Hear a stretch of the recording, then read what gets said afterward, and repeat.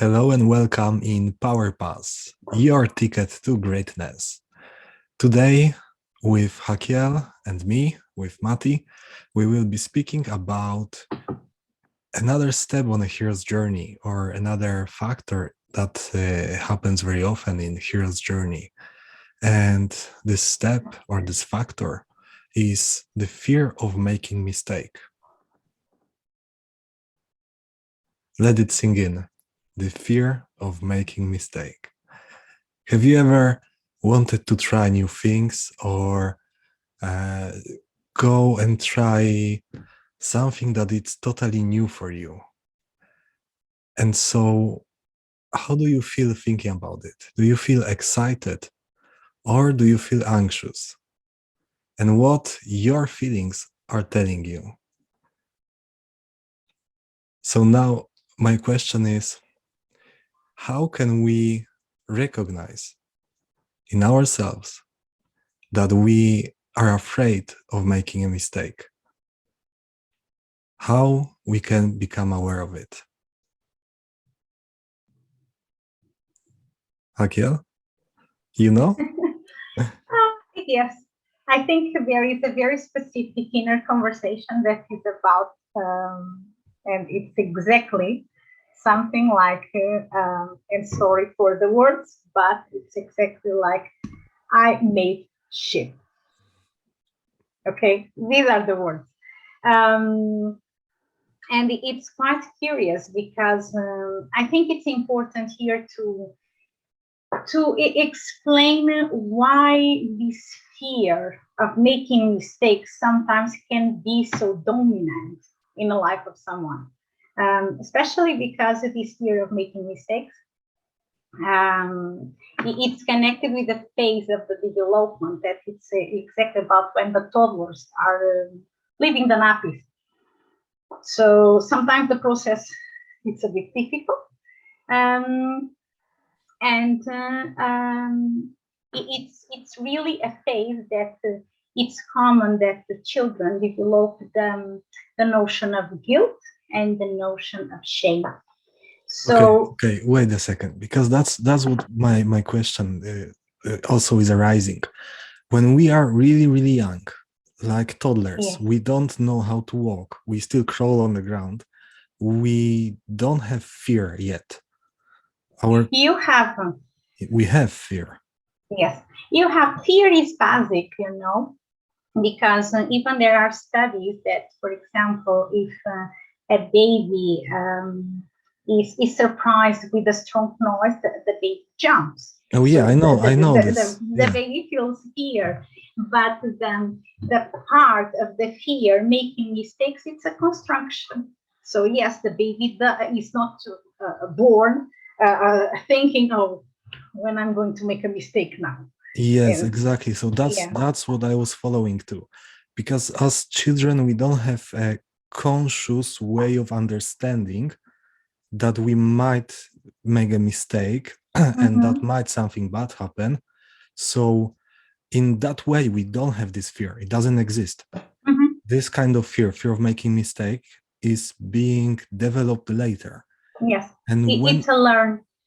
It is being learned through failures or through experiences. Through how do we learn it?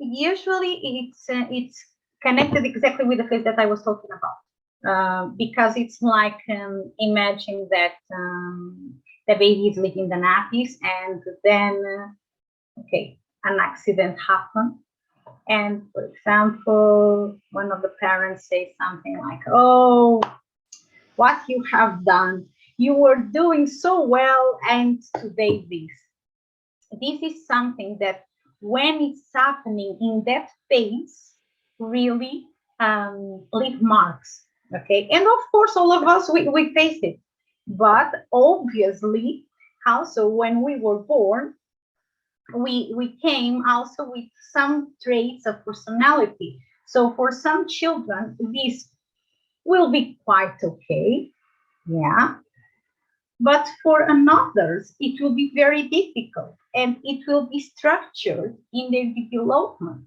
So when they are growing up, then they really have a fear of making something wrong because they expect a critic from outside. And then this goes through all the life. So yeah, okay. So this is how our ego creates experiences. Yeah, as children, we learn that certain behaviors might be positive or might be negative, and we learn how to adapt in the adulthood. And then if we made some kind of mistake, let's say, and we were critiqued for it, or there was some kind of consequences of it, we can then move this feeling and this fear to other aspects of our life. Yes, because then it's like our brain is lazy. Yeah. Yeah, that I know. So when we are learning, when we are in our development, we are trying the things, we are experiencing the world, and we start to understand exactly what works better and what works worse.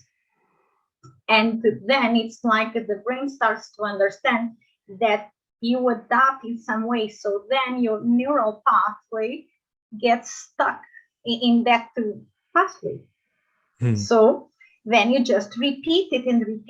And of course, you are not aware of that because it's stronger than you. If you are going to ask to someone that usually carries a big feeling of guilt or shame, if you ask to them, are you aware, for example, of the mechanism that you start to feel, I'm feeling ashamed. So the person doesn't have this perception. The person just has the feeling, the impression that, okay, I'm not comfortable, I'm ashamed. Yeah. And it's like many times even the chest is burning. So it's something that then becomes mechanic in our brain. Yeah, so our body, let's say, or our mind, our brain, subconsciously, just by creating neural patterns and having this same pathway used many, many times, kicks in automatically, and we are not aware first why it happens. Yeah. Feel the emotion instantly and go into the old patterns. Yeah. So when we become aware of it, obviously that's the first step, become aware that maybe there's something on and why I'm feeling like this. And so after we became aware of it, how can we work with it? What can we do? Well, I think we have here to separate a bit the waters, let's say, because I understand that, for example, sometimes this fear of feeling mistakes, it can be huge, okay, and usually even this is connected with your body shape, okay, and in this is studied. So, for example, people with the body shape more square, usually they carry more of this fear of making mistakes. And yes. So body shape corresponds with the probability or the amount of emotional connection with the fear. Yeah, because if you go through this theory, and this is proof, it's connected with the development of our myelination. So it starts when we are in the uterus, yes, and then it carries on until your first 5 years. Okay, so you have different phases. First, you have the head, then comes down, then you start to have the movement in the arms, so around the 3 years old, 2 years old, and then, for example, when it's the phase exactly to leave the nappies, it's about the control of your of your spine, okay, that even allows the toddler, for example, take stairs and do it without holding nothing. Okay, so this is the moment that the toddler should leave the nappies, not before, because he doesn't have the control in his nervous system. All right. So it's like from the moment that we are being born, we are getting slowly consciousness of our own body. Yes. And our brain is learning how to use this machinery that, yes. that it's in. So with the development, you're saying that about 5-6 years old? Yes. So you get the myelination in all your body. Yeah. This is the reason, because then, of course, if you understand, or better, if you look to a child, first the child doesn't walk. So because it's not prepared, this nervous system to walk. So it's like this myelinization needs to happen. First. You need to learn, exactly. Yes. And this is also very connected with the phase that I was saying before. So by that phase, the notion is very, very concentrated in that area. Okay. So it's like it's a phase very important, because also it shows how the person, how the toddler has the control, okay, and not the control of the sphincters, but also the control over the situation. Okay, and this is more in the psychical level. So that's more or less the same age of learning to be afraid of making mistakes. Yes, because then this situation, when the toddler is trying to leave the nappies, it's a moment that has a huge pressure, okay, in the parents, in the toddler. Okay, so everyone wants that the nappies disappear, and they try to do all the strategies. Even, for example, it's quite common that the toddlers, for example, get constipated. It's quite common in this phase. And because of what? Because they emotionally, it's like, okay, I keep it here. Yeah. And I can't. Yeah. I won't make a mistake. Yeah. Maybe. Because if there is an accident, if you observe the situation of leaving the nappies in a family. Wait, I will stop you for a second. I just wanted to tell our listeners that we'll attach links for the research about what you mentioned before. This theory of getting hold of. Yes, I can share. So we'll attach it so people can check it out and see more in depth what we were talking about. So the pressure is so big in the family that then it's like all the eyes are looking to the toddler. Yeah. Okay. So the toddler starts to understand, okay, what I do and what I can't do, it's important. Okay. So if you look to the fear of making mistakes, it's because you exactly fear the others, what they will say about your mistake. So it's exactly the moment that you learn that the others, they can really have their eyes on you. Yeah. So there are the moments in our early childhood in which there was something important happening and all the eyes were on us. So it's not necessarily that it was the potty training. It could be something totally else. Yet it was our first experience that we were in the center of attention, and our actions had consequences. And so in family, if there was an accident, the family was reacting, oh, what happened, an accident, you shouldn't do it. So the toddler creates the program of, oh, I made something wrong, I made a mistake, because all the adults reacted that way. So it's very important. Yeah. Goes through all your life.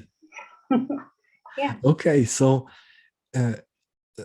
because I personally use hypnotherapy in finding this kind of programs and problems, and for the people who want to work with themselves, and you feel that you might have this fear of making mistakes, you can start looking into your early childhood and see what might happen over there that made you develop this kind of fear. Because because that's our first experience in the past, and then it can move on our whole life. Yeah, because it's quite important even that, because I think sometimes people with this fear of making mistakes can be so overwhelming that they don't take any decision. They just take a step forward when they are 100% sure that it will happen in the way that they have planned or they imagine in their mind. So if the person starts to understand that her life is stuck because she fears that then the others will criticize her, it's one sign that it's like, okay, so what else you are stopping to do because what the others think? Because this is quite important. Because of course, in some way, all of us, we have some kind of this fear, isn't it? It's normal. So we have our ego. We don't want to make mistakes all the time and have the fingers pointed at us. It's normal. However, it's exactly in the measure that affects your daily life that you have to understand if you are, again, a slave of the fear of making mistakes. Because imagine one thing, you have different job offers. For example, you are in a working at the moment, but imagine that you have several job offers and you don't accept none because you don't know what is expecting you there. Even can be a job offer better than the one where you are. Yeah, but course. The fear about what can happen in there, it stops you. So then it's like you postpone all kinds of decisions, especially the ones that you can't predict, that are new, and the life is full of things that you can't predict and control. Yeah, so it's quite easy sometimes for these the people suffering of this fear feel a strong guilty, they feel ashamed, they are stuck years and years and years in something that even they don't love, they don't like, but they are very resilient. This is very important also to say. Yeah, because of course the fear of making mistakes is also linked with this resilience, because and I think it makes sense, because if the person is so afraid of the critic that comes outside, she's strong because she can do. It's better that I can handle here than the situation that I have people criticizing. So they are very resilient. Yeah, with I believe that with every kind of fear, we've got the balance between how much uncomfortable I am over here and how much afraid I am changing the situation and going beyond this fear. Because I think sometimes it's better to see if even it's a fear of the future. Yeah. Instead of a fear of making mistakes, because they are a bit different. The fear of making mistakes implies exactly the mistake. And the fear of the future, it's more about, I don't know exactly what comes. So I don't know if I'm doing the right step. So you have doubts about the steps that you are giving. The fear of making mistakes, you don't give any step, because if you give a step, you can make a mistake. You can make a mistake, yeah. So it's like with the fear, correct me if I'm wrong and tell me if I'm right. With the fear of making mistake, it's a fear of taking an action in which we have control, but we are afraid that we make a mistake. So we have control over something, but we are not doing anything because of the fear. And when there's fear of the future, there's the fear of something that we don't have control over. I wouldn't put both under control, even that they look under control, because I would say that the fear of insecurity, it's more connected with your mind. With the mind. Okay, with the mind. Because it's like your thinking flies away trying to understand every possibility that can happen. Yes. A person with fear of making mistakes, it's not so open to expand the thoughts. They are more repetitive. It's more about, if I'm going in this way, I don't know what is going to happen, and I can make shit. Okay. The fear of the future is, I'm not sure what I am doing, but she's doing or he's doing. Okay. So how much they are connected with your self-talk? Because it's like when you're saying, I don't know what I'm doing, it's automatically the brain is generating this kind of reality, this kind of perception, because that's a simple command. And with the fear of making mistake, we spoke at the beginning that it's automatic, that it's repeating the pattern. So therefore, is there any kind of inner dialogue that we are saying to ourselves, telling to ourselves? In the making mistakes, it's like I made shit or I'm making a shit. This is the inner conversation. Automatic, I will fail. Yes, something like this. So automatically, your inner conversation is that you are doing a mistake. And in the fear of the future, no.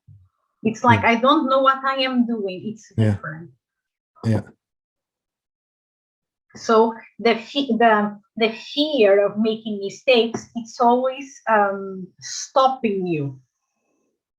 Okay. And the fear of the future will make your head crazy trying to figure out something. All the possibilities. Exactly. Okay. So we spoke so much about fear. Let's speak about courage. How can we become so courageous that we'll sweep this fear out of the window?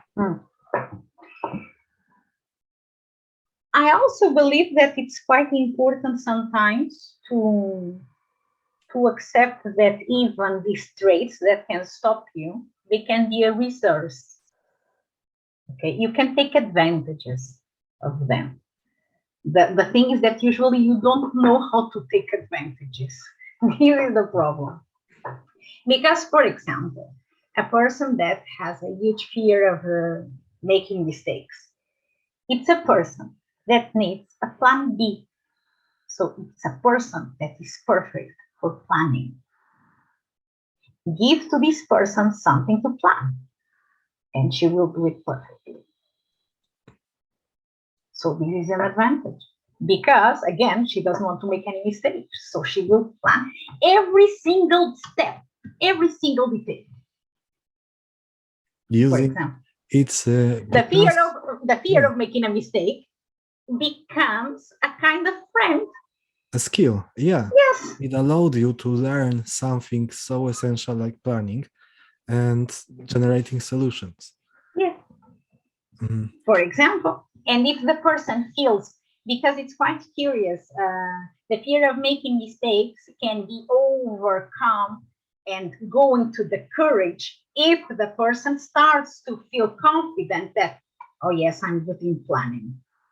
I'm really good in planning. So more things you give to me for planning, more I do, and I start to feel more confident.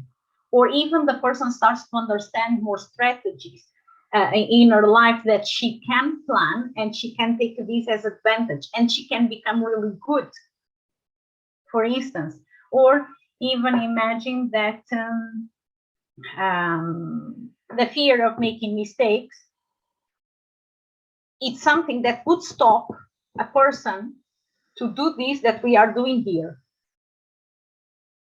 To do this that we are doing here, yes, because we are just talking, the things are just going on, so it's like not planned, not expected, and we are doing it. This fear can be an advantage in what? Again, in planning the things with the script. So they will not take the risk that we are taking. Yeah, and like it's an advantage as well. Obviously, being spontaneous, it's a difference of making plans. So the person that is really good at making plans naturally won't be very, very spontaneous. But look one thing, many times, because I think what can be tricky is you take, so you can make this fear of making mistakes your friend and helps you and start to feel more confident, and you start to feel more brave to do the things in the way that you know that you are good, okay? And also can be your enemy if it stops you. Because remember, when I said before that you were in a job, yeah, and then you had a lot of offers, and even they were paying you more, and you would say, no, because here I know my team. This is not perfect, but I know my team. Yeah, Okay? being resilient now, explaining why should I stay here. Yeah. Exactly. But then you could feel really humiliated. For example, if you were going to meet your family and your family asks you something like this: what? Are you still there? Why? You have more skills? Even you deserve more? And this is exactly the bell that wakes up all the guilt, all the shame. Go back to patterns, yeah. Exactly. And it's like, I really just make shit. So makes if he remains there, makes if he accepts the other job offer that he doesn't have a clue. Or better, he knows that can be a better offer, but he can't or she can't give a step forward. So this is very important to understand when the person can make this fear a friend and use that for them feel confident and go ahead, or when this fear is exactly stopping her life. Indeed. The thing is, sometimes it's quite simple, and the people understand this very well. Or the things are going in the flow, or they are not. Simple. Simple. They're working out, or they are not working out. Exactly. Everyone can understand that. No one here is stupid. I see it from the perspective of a hero. You are on your journey, and there is something within that it's not allowing you to become who you truly are. Yes. And when you become aware of it, you can befriend the fear inside that it's blocking you and use it as your sharpest tool, like your natural talent. Even in the hero's journey, you have a phase in there that it's about to find allies. Find the lies. Allies, yes, friends, allies. Allies. Allies, yeah. Okay. So you can find this inside of you or outside of you. That's important to understand. We've got our friends and allies not only outside of us, not only outside of our physical body, but they're always within, and also within. If we befriend ourselves the most and become the best friends of ourselves, we become amazing because we stop this negative self-talk. We will stop pushing ourselves down, and we start believing in ourselves and bringing ourselves up. You know, I think it's quite important that people be aware of one thing, that everything, every choice in our life, every moment that we have, if we consider all the times what the others will think, it's a big issue.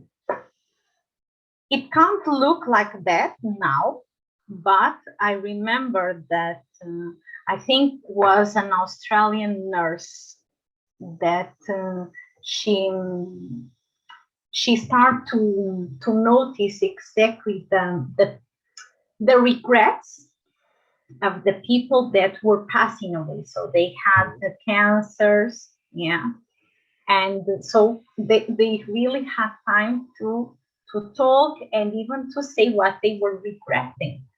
And one of the things was exactly, I stopped to do a lot of things because I feared the judgment of the others. So I think this is quite important to pass the message today, that for you to be a hero, you really have to embrace the journey. And yes, you will find friends, you will find allies, you will find enemies. It's a journey, and it's life. You will find people that you love, you will find people that you don't love at all, but okay, they are in your pathway, and always they have something to teach you. So it's something that you just have to go through that. And don't judge yourself so much, because this fear of judgment of the other starts in the person. Because more I judge myself, more these mirrors outside, and then I can see everyone looking at me and judging me. Exactly. Even if they are not even looking at me. But I'm convinced of that, because that judgment is mine. I've heard very beautiful words that always resonated with me. And since I remember, I was living with this kind of philosophy. Don't judge, not to be judged. Yes. So the moment I was noticing that I am being critical for myself, and I was entering in this kind of judgment, oh, you've done this, you've done that, or you haven't done this, you haven't done that. I was stopping and saying, oh, no, don't judge. Don't judge yourself. Love yourself. And it really helped me. So I always encourage everyone to become best friends with yourself. Yeah, because it's not easy It's not easy. Of course, it's not easy. We are Not being, easy. we normally as human beings are so self-critical, and we tell ourselves so many bad things that we wouldn't never tell our friends or even enemies. Enemies, exactly. Exactly. Exactly. And this is very important what you are saying, because I believe that many times the guilt it's responsible for a speech that is so harsh, you know. And it's important, I believe, to really work out the guilt. To really work out what? The guilt. The guilt. Yeah. Yes. Yes. The guilt. It's terrible. It's like you you carry a burden that you can't get a relief of it. Is always yours. Until you get rid of it. Yes, of course. until you go to work. Yeah, exactly. No, but this is the reality, because sometimes it's very difficult to work this inner guilt, because sometimes even the people, they don't know from where this guilt is coming. Because look, I say to you that the guilt is connected with that phase when you are a toddler. Yeah. Mhm. People don't have a lot of memories when they were toddlers. This is the reality. Yeah, we don't remember lots of things when we are toddlers. Exactly. So of course the person just feels the guilt, but doesn't know exactly where is the root. And look, I'm not here to of course put some blame in the parents, not at all, because it's a process, it's natural.